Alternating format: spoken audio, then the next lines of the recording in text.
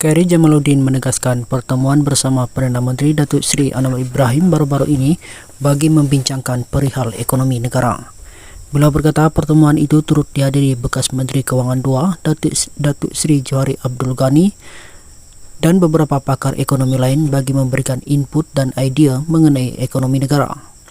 Saya mahu beri konteks menerusi apa yang saya tahu. Perdana Menteri sedang mendapatkan pandangan dan input kerana beliau sadar naratif ekonomi negara ketika ini kurang jelas.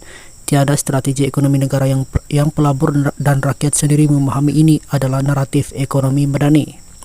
Sebab itulah seperti disentuh episod lepas, pada Ogos akan diumumkan naratif ekonomi madani yang akan menjadi naratif overreaching menyeluruh untuk hala tuju ekonomi negara.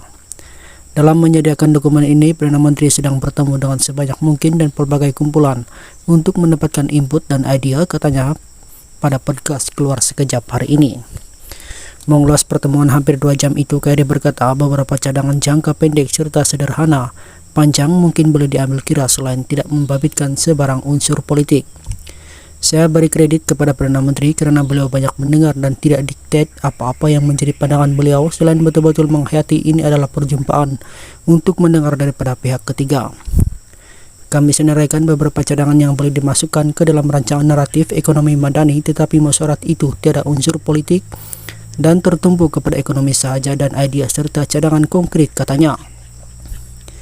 Menjawab persoalan mengapa beliau diundang menghadiri perbincangan mengenai ekonomi, Khairi berkata ia berikutan latar belakangnya dalam bidang berkenaan selain pernah bekerja dalam institusi keuangan.